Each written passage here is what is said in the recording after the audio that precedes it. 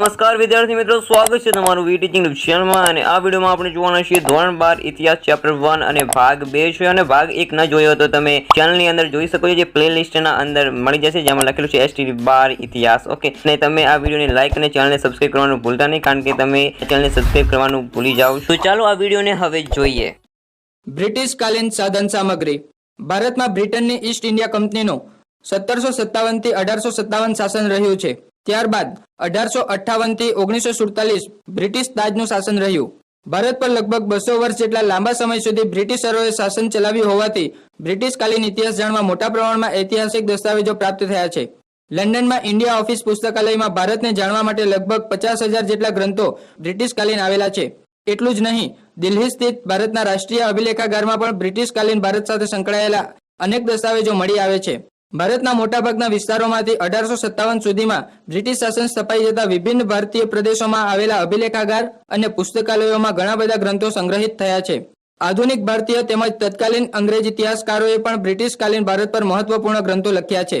અંગ્રેજ ઇતિહાસકારો અને લેખકોમાં V.A. Smith, P.E. Roberts, Thomson and Garrett, sir William Jones, colonel Tod, Alexander Forbes, viceroy Curzon, colonel Walker તથા J.W. વોટસનનો સમાવેશ થાય છે. થોમ્સન એન્ડ ગેરેટે કેમ્બ્રિજ હિસ્ટ્રી ઓફ ઇન્ડિયા નામના ગ્રંથમાં બ્રિટિશ કાલીન ભારતનું આલેખન કર્યું છે. ભારતમાં ઈસ્ટ ઇન્ડિયા કંપનીના શાસનકર્તાઓ ઉપર પણ ઘણા પુસ્તકો પ્રકાશિત થયા છે. ક્લાઇવ અને વોરન હેસ્ટિંગ્સ જેવા શરૂઆતના ગવર્નર જનરલના જીવન અને કવન વિશે સારા એવા પુસ્તકો લખાયા છે. એ જ રીતે Cornwallis, Wellesley, William Bentinck, Auckland, Ellenborough, Dalhousie, Lytton, Ripon, Curzon અને માઉન્ટ બેટન વિશેના જીવન અને કવન વિશે પણ પુસ્તકો લખાયા છે. આ પુસ્તકોમાં ગવર્નર જનરલ કે વાઇસરોયની ભારત નીતિની વિગતે ચર્ચા કરવામાં આવી છે, જેમાં તેમના વિભિન્ન સુધારા અને સામ્રાજ્ય નીતિનો સમાવેશ થાય છે. આ ક્ષેત્રે બ્રેડન પોલવેલનું Land System of British India મહત્વપૂર્ણ ગ્રંથ ગણાય છે. ઈસવીસન 1857ના મહાવિદ્રોહને લગતી સાધન સામગ્રી. ભારતમાં 1857ના મહાવિદ્રોહ વિશે ખાસ કરીને સ્વતંત્રતા બાદ મોટા પ્રમાણમાં ઐતિહાસિક સાહિત્ય રચાયું છે. આ મહાવિદ્રોહ સાથે સંકળાયેલા દસ્તાવેજો ભારતીય પુરાતત્વ ખાતા તેમજ લંડનની કોમનવેલ્થ કચેરીના ગ્રંથાલયમાં સંગ્રહિત છે. આ મહાવિદ્રોહ વિશે સૌપ્રથમ 1859 સર સૈયદ અહમદે લખાણ કર્યું હતું. ત્યારબાદ વીર સાવરકરે 1857ના મહાવિદ્રોહને ભારતનો પ્રથમ સ્વતંત્રતા સંગ્રામ આલેખતું પુસ્તક લખ્યું. સુરેન્દ્રનાથ સેને સૌથી મહત્વપૂર્ણ કહી શકાય તેવો 1857 નામનો ઐતિહાસિક ગ્રંથ લખ્યો. સ્વાતંત્ર્યોત્તર ભારતમાં આ મહાવિદ્રોહ વિશે ખૂબ મોટા પાયે સંશોધનો થયા છે, જેમાં R.C. મજમુદાર જેવા સમર્થ ઇતિહાસકારે ધ સિપોય મ્યુનિટીની ઓફ ઇન્ડિયા 1857 લખ્યું. S.B. ચૌધરી, બિપિનચંદ્ર, સુમિત સરકાર જેવા ભારતીય ઇતિહાસકારોએ આ મહાવિદ્રોહ વિશે મહત્વપૂર્ણ ગ્રંથો લખ્યા છે. 1857ના મહાવિદ્રોહ વિશે મહાન સામ્યવાદી ચિંતક કાર્લ માર્ક્સ અને ઇંગ્લેન્ડના વડાપ્રધાન ડિઝરાયલીએ લખેલું લખાણ સૌથી મહત્વપૂર્ણ છે. આ મહાવિદ્રોહ વિશે અંગ્રેજ ઇતિહાસકારોએ પણ ખાસું કામ કર્યું છે. J.W. કેચીએ અને કર્નલ G.B. મોલેસને History of the Sepoy War લખ્યું છે. જ્હોન કે અને સિગ્યરે પણ આ મહાવિદ્રોહ વિશે મહત્વપૂર્ણ ગ્રંથ લખ્યા છે. ગુજરાતમાં 1857ના મહાવિદ્રોહ સંદર્ભે ડોક્ટર R.K. ધારૈયાએ અગત્યનો સંશોધન ગ્રંથ પ્રસ્તુત કર્યો છે. બ્રિટિશ તાજના શાસનકાળને લગતી ઐતિહાસિક સાધન સામગ્રી. ભારતમાં 1857ના મહાવિદ્રોહ પછી તાજના શાસનનો પ્રારંભ થયો. ત્યારથી લઈને સ્વતંત્રતા સુધીના સમયગાળામાં અંગ્રેજોની વિભિન્ન નીતિનું બયાન કરતા અનેક પુસ્તકો લખાયા છે. તેમાં V.A. સ્મિથનું Oxford History of India, P.E. રોબર્ટ્સનું હિસ્ટ્રી ઓફ બ્રિટિશ ઇન્ડિયા અને થોમ્સન એન્ડ ગેરેટનું Rise and Fulfilment British Rule in India અગત્યના ગ્રંથો ગણાવી શકાય. ભારતના બંધારણીય ઇતિહાસને ઉજાગર કરતા ગ્રંથોમાં A.C. બેનર્જીકૃત ઇન્ડિયન કોન્સ્ટિટ્યુશનલ ડોક્યુમેન્ટ્સ, A.B. કીથનું ભારતનો બંધારણીય ઇતિહાસ અગત્યના ગ્રંથો છે. સ્વતંત્રતા સંગ્રામ દરમિયાનની સાધન સામગ્રી. ભારતીય સ્વતંત્રતા સંગ્રામ અને આ સંગ્રામના મહાન નેતાઓ ઉપર પ્રચુર માત્રામાં પુસ્તકો, ગ્રંથો, દસ્તાવેજો, વર્તમાનપત્રો જેવા સ્વરૂપે સાધન સામગ્રી મળે છે. દાદાભાઈ નવરોજીના પુસ્તક Poverty and Un British Rule in India તેમજ રોમેશચંદ્ર દત્તના ઇકોનોમિક્સ હિસ્ટ્રી ઓફ ઇન્ડિયા થી તેની શરૂઆત થાય છે. પટ્ટાભી સીતારામૈયાના ગ્રંથ History of Indian National Congress તેમજ ડોક્ટર તારાચંદના ફ્રીડમ મુવમેન્ટ ઓફ ઇન્ડિયાના ગ્રંથો આ ક્ષેત્રે મહત્વપૂર્ણ છે. આધુનિક ભારતીય ઇતિહાસકારોએ સ્વતંત્રતા સંગ્રામ વિશે 1950 પછી વિભિન્ન દ્રષ્ટિકોણથી ભારતીય સ્વતંત્રતાનો ઇતિહાસ રાષ્ટ્ર સમક્ષ મૂક્યો છે. આવા મહત્વપૂર્ણ ગ્રંથોમાં ભારતીય વિદ્યાભવન ગ્રંથ શ્રેણીનો સમાવેશ થાય છે. આર.સી. મજમુદારના વડપણ હેઠળ સમગ્ર ભારતનો ઇતિહાસ લગભગ 12 જેટલા ભાગોમાં પ્રકાશિત કરવામાં આવ્યો છે. સુમિત સરકાર, બિપિનચંદ્ર, રજની પામદત્ત, પંડિત સુંદરલાલ, અમલેન્દુ ગુહા જેવા મોટા ગજાના ઇતિહાસકારોએ સ્વતંત્રતા સંગ્રામ ઉપર મહત્વપૂર્ણ ગ્રંથો લખ્યા છે. તો રાજા રામમોહન રાયથી લઈને મહાત્મા ગાંધી સુધીના મહાન ભારતીયો વિશે પણ મહત્વપૂર્ણ પુસ્તકો લખાયા છે. નગેન્દ્રનાથ ગુપ્તાનું પુસ્તક 7 લાઇઝ આ ક્ષેત્રે મહત્વપૂર્ણ ગણી શકાય. મહાત્મા ગાંધીના જીવન અને કવન વિશે કદાચ સૌથી વધારે લખાયું છે. મહાત્મા ગાંધીના પત્ર વ્યવહારો અને તેમના વિચારો અંગે લગભગ 100 ગ્રંથોમાં નવજીવન પ્રકાશને ગાંધીજીનો અક્ષરદેહ નામે પ્રકાશન કર્યું છે. ગાંધીજીની આત્મકથા સત્યના પ્રયોગો પણ એટલો જ મહત્વપૂર્ણ ગ્રંથ ગણાવી શકાય. મહાદેવભાઈ દેસાઈએ ગાંધીજીની જીવનચર્યાને 40 જેટલા ભાગોમાં મહાદેવભાઈ ડાયરી શીર્ષક તળે આવરી લીધી છે.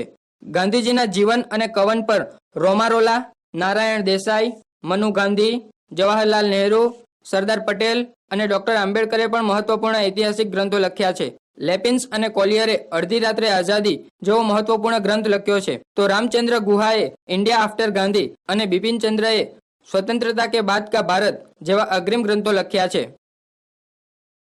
પ્રાદેશિક ઐતિહાસિક સાધન સામગ્રી. ભારતમાં વિભિન્ન પ્રદેશોમાં થયેલી સ્વતંત્રતા સંગ્રામની ચળવળોનો ઇતિહાસ પણ મોટા પ્રમાણમાં લખાયો છે. ગુજરાતમાં આવા ગ્રંથોના ભોજે વિદ્યાભવન દ્વારા 10 ગ્રંથોની ગ્રંથ શ્રેણી દ્વારા કેટલાક ભાગોમાં બ્રિટિશકાલીન ઇતિહાસ લખાયો છે. મગનલાલ વખતચંદે ગુજરાત દેશનો ઇતિહાસ અને અમદાવાદનો ઇતિહાસ લખ્યો છે. એલેક્ઝાન્ડર ફાર્બસે રાસમાળામાં ગુજરાતનો ઇતિહાસ આલેખ્યો છે. તો કર્નલ ટોડે ટ્રાવેલ્સ ઇન વેસ્ટર્ન ઇન્ડિયામાં રાજસ્થાન અને ગુજરાતના પ્રવાસ વર્ણનની નોંધો કરી છે. જેમ્સ મેકમર્ડો, કર્નલ વોકર જેવા અંગ્રેજોએ પણ કચ્છ અને કાઠિયાવાડ પર વિશિષ્ટ ગ્રંથ લખ્યા છે. જદુનાથ સરકાર અને જી.એસ. સરદેસાઈ નામના મહાન ઇતિહાસકારોએ પણ આધુનિક કાળ વિશે ઠીક લખાણ કર્યું છે. ગાયકવાડી શાસન અને કચ્છ તથા કાઠિયાવાડના દેશી રાજ્યો સાથે સંકળાયેલા અનેક ખતપત્રો પણ આ સમયનો ઇતિહાસ પૂરો પાડવામાં મદદરૂપ થાય છે. વર્તમાન પત્રો અને સામાયિકો. બ્રિટિશકાલીન ભારતમાં રાષ્ટ્રવાદના પ્રચાર પ્રસાર અર્થે અને સામાજિક અને ધાર્મિક સુધારણા ક્ષેત્રે અનેક સામાયિકો અને વર્તમાન પત્રો પ્રચલિત થયા હતા. ભારતમાં 1780 જેમ્સ એ હકીએ બેંગોલ ગેઝેટ લઈને પત્રકારત્વની શરૂઆત કરી. રાજા રામમોહન રાય ભારતીય નવજાગૃતિ અને પત્રકારત્વના પિતા હતા. તેમણે સંવાદ કૌમુદી જેવા પત્રોનું સંચાલન કર્યું હતું.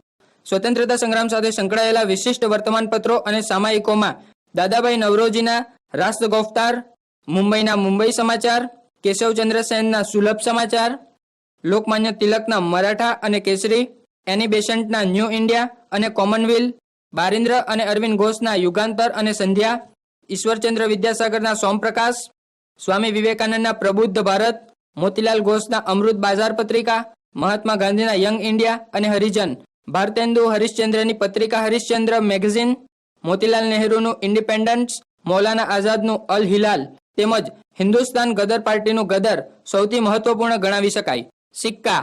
બ્રિટિશરોએ ભારતમાં પોતાની સિક્કા પદ્ધતિ અમલી ઈસવીસન 1834 બનાવી. તે પૂર્વે મુગલ બાદશાહોના સિક્કા જેમાં દામ અને રૂપિયાનો સમાવેશ થાય છે તે પ્રચલિત હતા. કંપની શાસનકાળ દરમિયાન સોનાના ગીની પ્રકારના અને ચાંદી તથા ત્રાંબાના સિક્કા અમલમાં હતા.